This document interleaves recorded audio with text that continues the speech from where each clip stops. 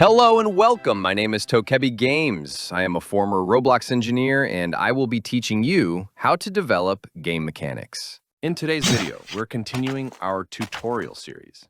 And this time, we'll be learning how to make our data persist after collecting loot by setting up a data store in Roblox. This will allow players to save their progress, keep their items even after leaving the game, and come back right where they left off. Data persistence is one of the most important parts of creating a polished and enjoyable experience. So let's dive in and set it up step by step. The first thing we need to do is open the File menu in Roblox Studio and go to Game Settings. Once you're in Game Settings, go to the Security tab and make sure to enable Studio access to API services. This option needs to be turned on so your game can interact with Roblox APIs and save data into the data store.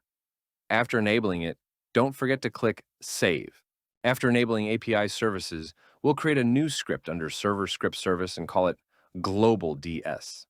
I like to keep my data store definition in a separate script so it's organized and easy to manage, separate from the rest of the game logic. Now let's take a look at what this script contains. It's very simple. First, I've added a version variable in case I ever need to switch data stores later. Then we make a call to the data store service. Finally, I've set up a global variable where the data store gets stored, making it easy to access from other scripts across the game.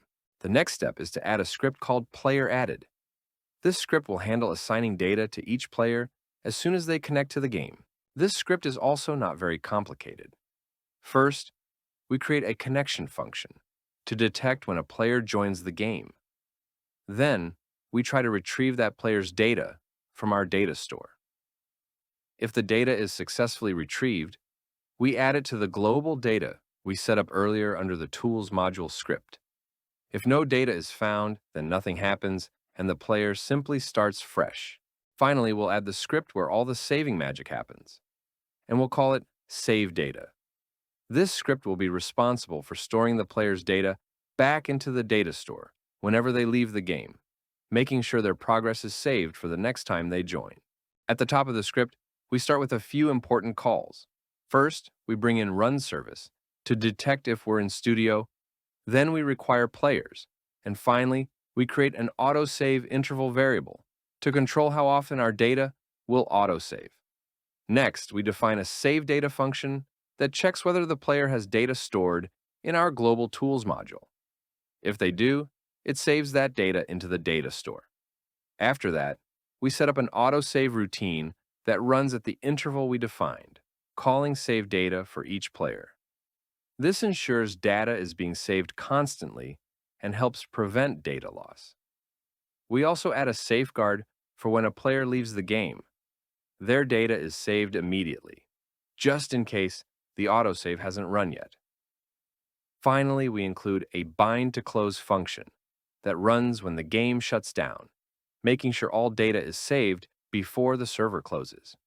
At the end of the script, we run our autosave inside a spawn function. This way it runs in a separate thread and doesn't block the game. And that's it.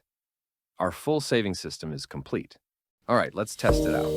You can see my inventory is completely empty, so let's go collect some loot.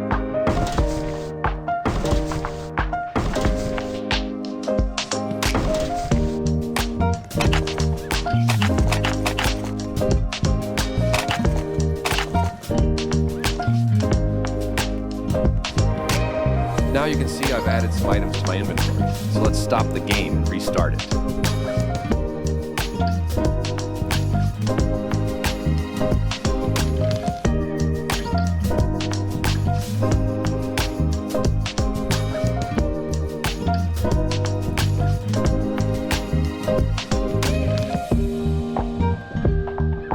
After restarting, you can see that our inventory still contains the items, proving that the data persists and our system works.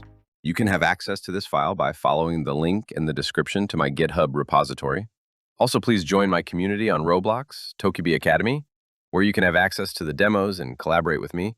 If you have not done it yet, please take a minute to subscribe and like this video, as this will greatly help me to continue making this type of content. Thanks for watching, and hope to see your comments and suggestions.